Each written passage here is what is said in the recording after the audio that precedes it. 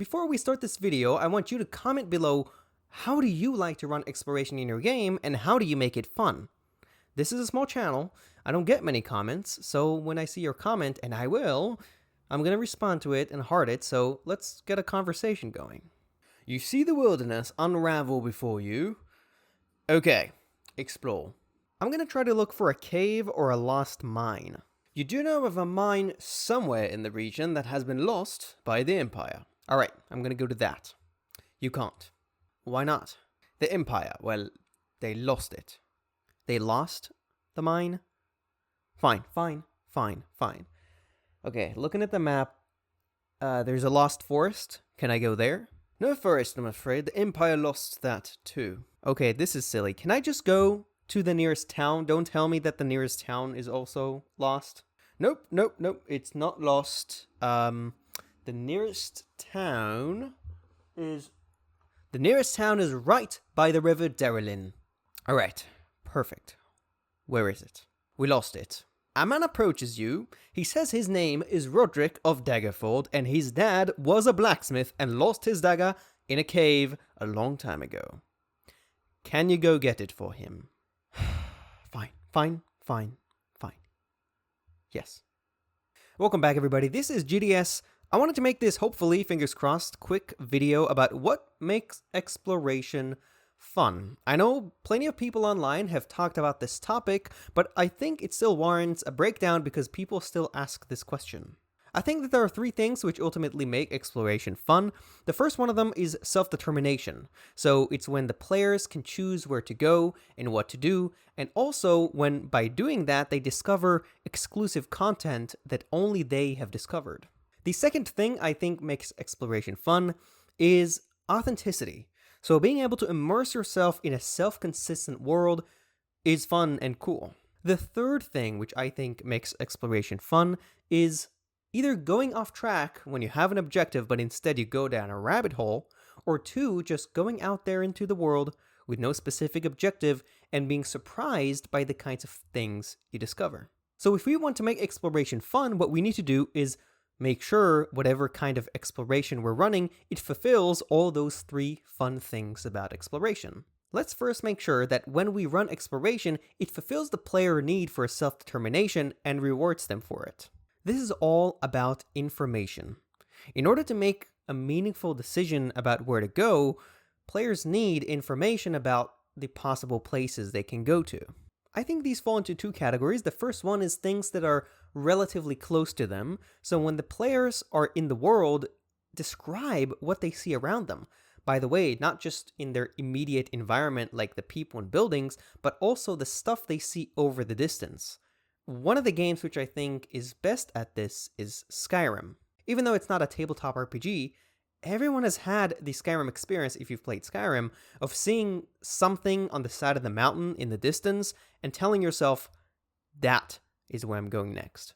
Actually, the moment you step out of the tutorial in Skyrim, that is exactly what you're faced with. The second thing to focus on, which is not places that are relatively close to the players, but rather places that are really far away from the players. Have NPCs talk about rumors and legends in faraway lands. Make sure that those rumors are specifically related to a location on the map or somewhere the players might be able to find out where it is.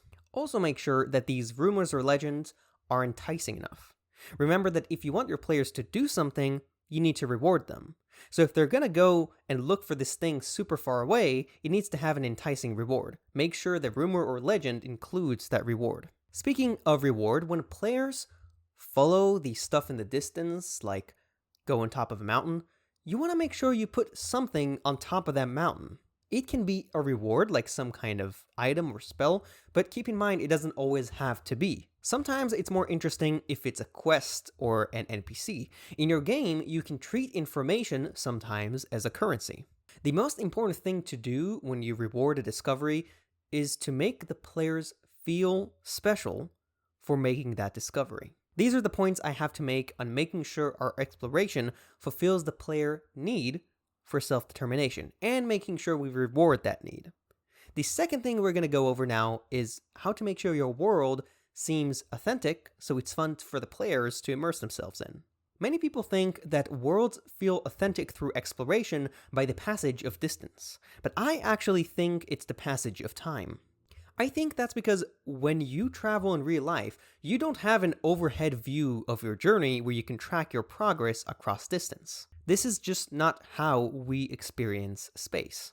But as we travel, we do experience events and the passage of time. So my basic advice on this would be track the days or the weeks that the players take to travel, or maybe if it's some kind of space game, you could track the months or the years or whatever unit of time you think is reasonable. But just tracking in itself, I think, is not enough. You need to make sure that the passage of time is directly relevant to the player experience. One way you could do this is by tying time to some kind of resource like rations. If you're running this in D&D, you can just say that you need 1 ration per day, and each ration costs, say, 2 gold pieces.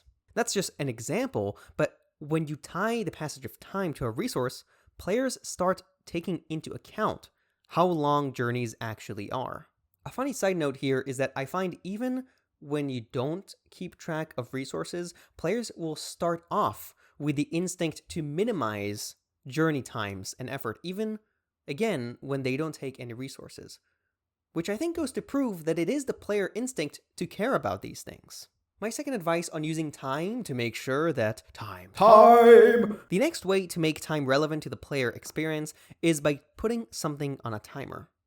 Suddenly, players care a lot about time when if they don't get from here to there in 2 weeks, something really bad is going to happen. Those are my points on how to make a world seem authentic and immersive. The third point is a little more complicated, and you'll see why, and it's about going off track / wandering out and letting the world surprise you with whatever comes your way. There seem to be 2 preludes to exploration. The first one is when you have an objective, but you go off track and down a rabbit hole. And the second one is that you're just out looking for discoveries with no specific objective. There are 2 problems with this. Let me read off my notes here. The first problem is that these preludes to exploration seem antithetical to what it actually means to prepare a game. As a GM, you can't prepare all the content in the world.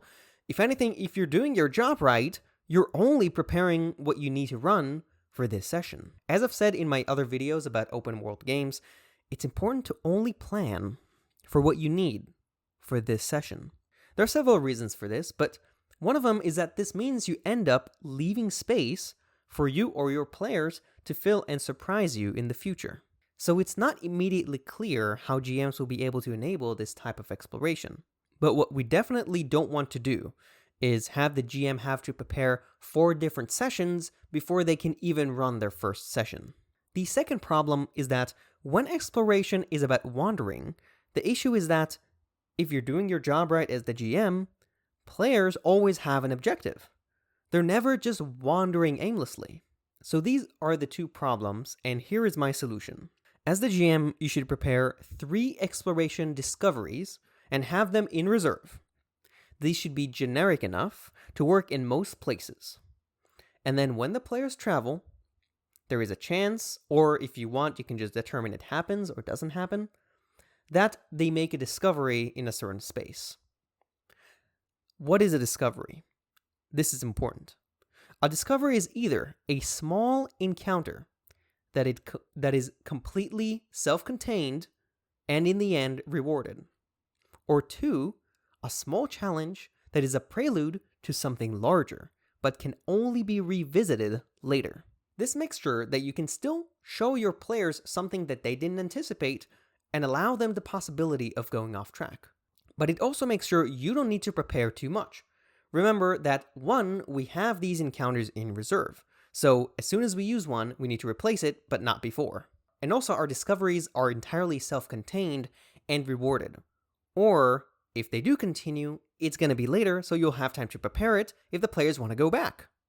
If you want an example for a small encounter that's totally self-contained and rewarded, it could be some kind of ancient puzzle that in the end opens a magical chest, and in the chest is some gold and maybe a magic item. If you want an example to a small challenge that's a prelude to something in the future, is perhaps a puzzle that ends up opening an area to a dungeon, and the first thing the players see is maybe some gold on the floor and a huge stone door. If the players never visit this area before, great, doesn't matter. If they want to come back and they tell you that, you have time to prepare whatever is behind that stone door, because the key is in your hands. That stone door can't be opened until you give the players that key.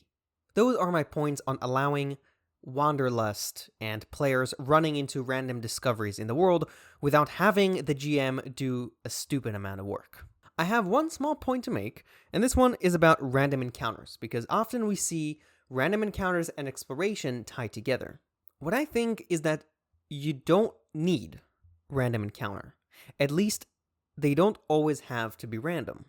The goal of a random encounter makes sense. You want to add tension into exploration.